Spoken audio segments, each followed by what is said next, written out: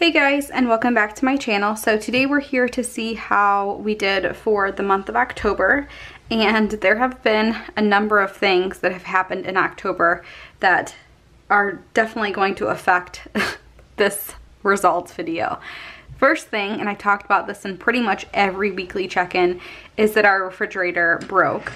And so luckily it was just a couple $100 fix that came out of sinking funds, so that wasn't too bad, but it did mean that we lost a lot of groceries. So we are working with that, and then we did just recently get a gas bill that pretty much caught us up for like a year and a half.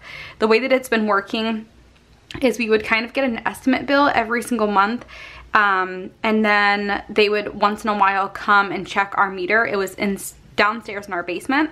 And so apparently they have not come in a year and a half. And obviously I'm not home during the day, so I don't know when they come and when they don't come. They haven't sent us any notices saying that they need to come in or to schedule it or anything like that. And so we got a bill for over $200, which is not that big of a deal, but going forward should be fixed because now they put in a new, some type of meter that like sends it automatically to them. So we shouldn't have that going forward, but a year and a half worth of gas adjustment is not fun. So anyway, let's go ahead and get into this check-in. And I think what I'm going to start off by doing is just going through the variable income and, you know, checking in there. So first, our electric. So we did get electric last week. That was $86. And I'm just gonna do the like over and under as we go because it just makes it easier. So we budgeted 75, it was 86, so we were over by $11. Our gas bill, like I said, we budgeted 60, it ended up being $240.96, which means that we were significantly over. But I think what we budget normally, the $60 per month, I think that's sufficient. It's just, again, because it was getting caught up. So that was $180.96 over. Not a fun thing to get in the mail. And of course, my first reaction was like, oh my goodness, is that because like now they have the instant reader or whatever? But I looked and it was just because it was for a lot of periods. Our Comcast was $146.27. I did adjust it going forward, so now it should be the correct amount, but that's $127 over. And then in terms of gas, we haven't filled up since last time. We budgeted $150, and the last time we checked in, we had $13.70 remaining, which means that we had a total spend of $136.30, and the amount that's remaining will be what we are under, so $13.70. Groceries definitely another area where it's going to be significantly over. We have not had any other transactions since our weekly check-in, so it was $500 plus the weekly check-in overage amount of $156.76, which means that our groceries were $656.76, and again over by that $156.76. Not a great month, as you can probably tell. Eating out and all of our cash dividers and stuff are the same. Those we did not have any differences in. Allowances, same. My eyelash refill, same. Halloween, we just spent the $27.22.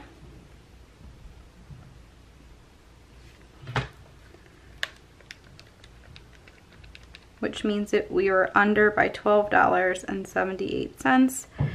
Our sinking funds I'll fill in later. Those are exactly the same. And then unbudgeted, we have two things. So just the little poppy, the ultrasound that we had, so I can pull those again from our weekly check-in. That's this one nice thing about having the weekly check-in is that you can do that. So $85.50, which brings us to a total of $116.98. Okay, nothing has changed with our mortgage or any of our fixed expenses, although in December our mortgage is going up slightly.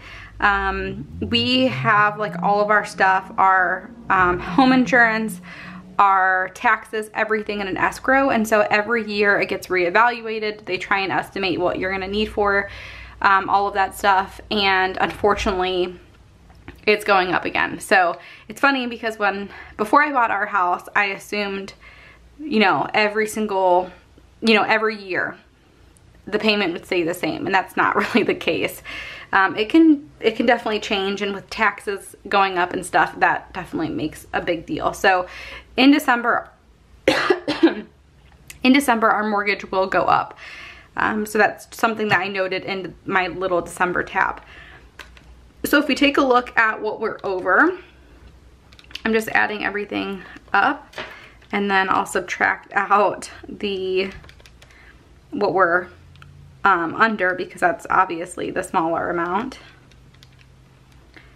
And then subtract $1,370, subtract $1,278. So we're over budget by $440.49.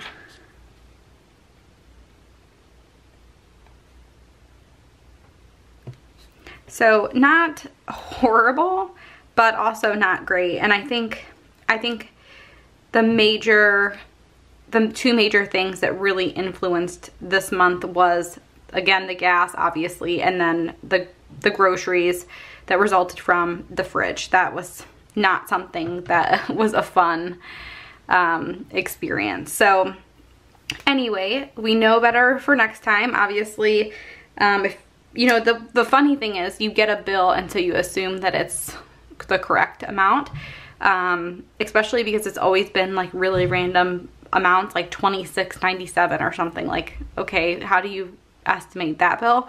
But anyway, it is fixed now. Going forward, it will be the correct amount every single month. So we're good on that end. So in total, I feel like October was not too bad. Definitely a couple of hiccups, but so far November has been okay, so let's just hope that that continues. We will continue getting stuff ready for the baby, so all of these amounts here is amounts that came directly from our savings as we are like prepping for the baby. There's not a ton else that we need, but we do for sure need to get a car seat, a stroller. We want to get a deep freezer for breast milk and stuff like that. So there's some bigger items that we will for sure be getting in November or early December, and so I'll keep tracking all of those types of purchases on the side here and take these out directly from our savings. So the way that it works is, and I've talked about this before, basically I just, you know, I figure out what our actual income is, I subtract it from our actual expenses, both fixed and variable, and I get our total actual savings. This is what we're adding to our savings, and then this is stuff that we're subtracting, and then we'll get a net number of what we either added or subtracted from our savings. That's kind of the way that I do it. I like to keep these things separated because honestly, when you're prepping for a baby, you could put together a budget, you can put together an idea of what you're gonna spend, but you need diapers, you need wipes, you're gonna need a breast pump, you're gonna need clothes. So I personally just don't want to have like a line item in my budget, and I don't want to put sinking funds because in reality, we have to get what we need to get. So I'm just having that flow through our savings. So that's kind of how that works. But other than that, I already closed out our sinking funds. I talked about that a little bit before, but basically I like to do that a little bit ahead of time so I can figure out what I need to add. I do let our sinking funds kind of run their course, and if we are over in certain categories, I just add extra money to it in the following month. That's not the way that everybody you know, wants to do sinking funds, but it works best for our family. And so I like to close it a little bit early. the current month so that I can add in what we need to make it a positive number in the following month. And it's not all the categories, honestly. It's only a few here and there, usually when it comes to like stocking up on clothes for Macy, or if we have a really fun month with lots of activities, maybe entertainment. But for the most part, everything is well funded, and we have plenty of money in there from some big items that can kind of float the other items. So like car insurance is one big one, taxes are a big one, and so that can kind of float some of the other smaller categories. But anyway, that's kind of how I like to do it, and it seems to really work for us, the way that we like to budget. So anyway, if you guys want to check out my Etsy shop, all of the stickers that you see here are from my Etsy shop. I will have it linked down below. As of right now, you can still get November and December kits, and I will be releasing January kits on November 17th. So definitely mark your calendars if you haven't already for that.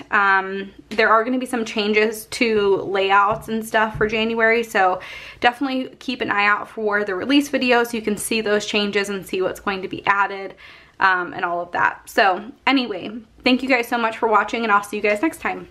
Bye guys.